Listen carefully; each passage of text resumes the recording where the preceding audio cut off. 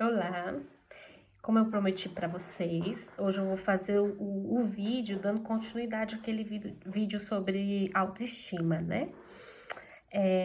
Eu falei na semana passada sobre validar a nossa história de vida, né? Que a gente precisa fazer as pazes com a nossa história, né? Com o nosso sofrimento, porque de alguma forma somos hoje resposta dessa história, né? Resultado dessa história de vida. Seja as coisas boas, seja as coisas ruins que nós vivenciamos, né? E eu quero falar hoje um pouquinho sobre isso, assim, sobre a forma como a gente lida com o sofrimento, né? Seja ele passado, seja ele no presente, seja esse sofrimento futuro, né, da ansiedade, assim, a forma como a gente lida com o sofrimento reverbera diretamente na nossa autoestima, né? E aí eu quero dar um exemplo, assim, de como a gente costuma lidar com as emoções, né, com o sofrimento, digamos assim. Tem uma metáfora que eu acho ela bem bacana, de uma autora, da Michaele, né? É a metáfora do pudim. Imagina o seguinte, eu te chamo para comer um pudim na minha casa e você passa mal, né? Você come, sente dor abdominal, vomita horrores, você fica péssima. Então, a partir daí, você passa a evitar pudim, porque é a forma como a nossa mente reage, né? Então, assim, se eu for comer pudim, eu vou passar mal novamente, né? Aí eu te chamo novamente e falo assim: hoje não é pudim, né? Eu fiz um manjar, eu fiz gelatina branca, coisas que têm semelhança física com o pudim. Aí você passa: não, não vou, Caldra, eu não vou comer porque eu vou passar mal, né? Porque você passou, assim, não só a evitar o pudim, mas coisas que têm semelhanças físicas com o pudim, né? E aí eu falo assim, querida ou querido, eu fiz um pão doce que tem o gosto e o sabor de pudim. E aí você fala, não vou comer porque tem gosto de pudim. Entende? Não tem semelhança física, pão doce, né? Nada a ver.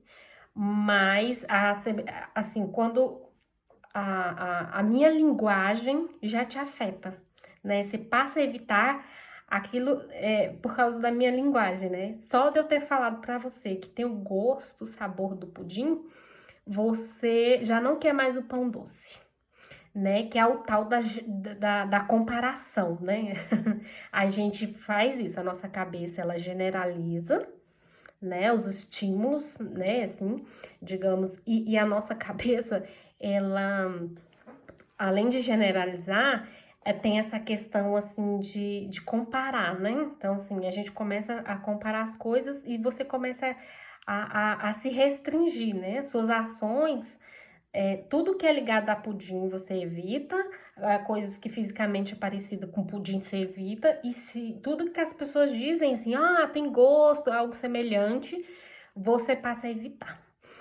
E aí, eu faço um convite para você pensar no seguinte: tira o pudim, e aí vamos pensar em traumas, né? Infância difícil, maus tratos, decepções, coração partido, né? Então vamos pegar só um exemplo desse. Imagina que você teve uma relação extremamente sofrida, abusiva, que você sofreu horrores. É, imagina que assim a relação foi o pudim, né? Que fez você passar mal, né?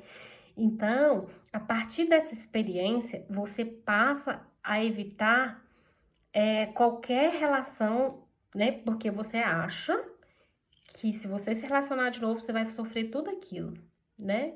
E aí você passa a evitar pessoas, conhecer pessoas, mesmo se você conhece alguém interessante, você não se entrega, você vive uma relação superficial porque você tem medo de sofrer, e aí você é superficial, você não consegue se conectar, você não consegue ser uma pessoa assim profunda, né? E aí o que que acontece? você passa também a evitar.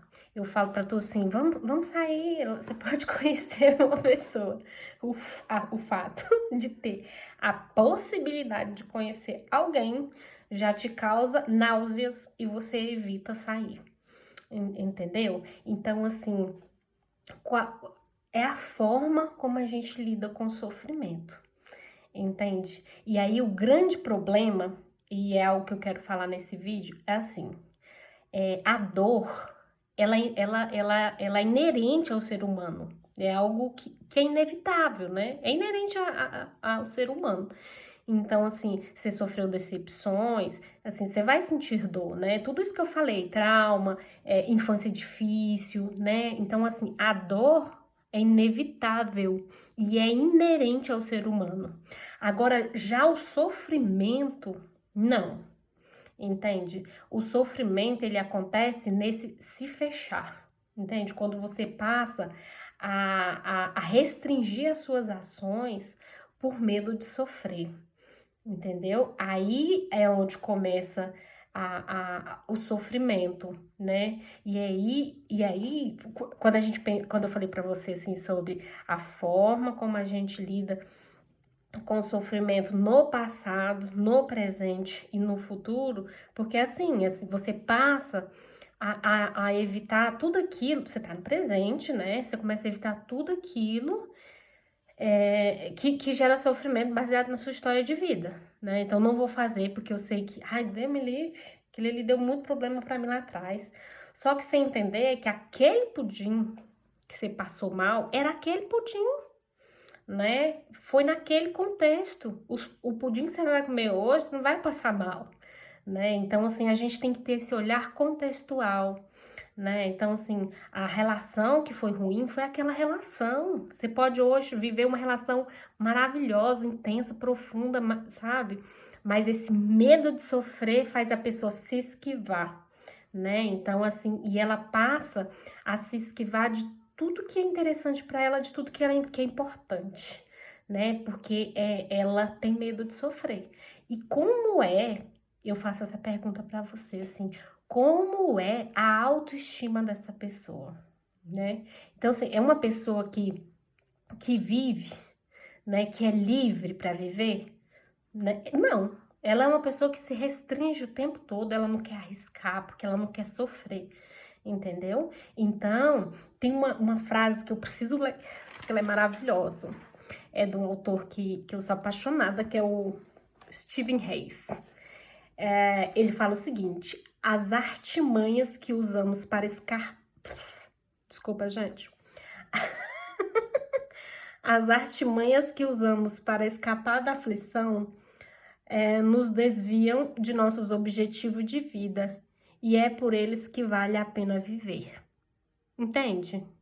Então, assim, aí a pergunta que eu acho muito interessante, que é uma pergunta que você precisa fazer todos os dias, é o seguinte: essas ações, né, fazer isso, me aproxima da Cautre que eu quero ser ou me afasta?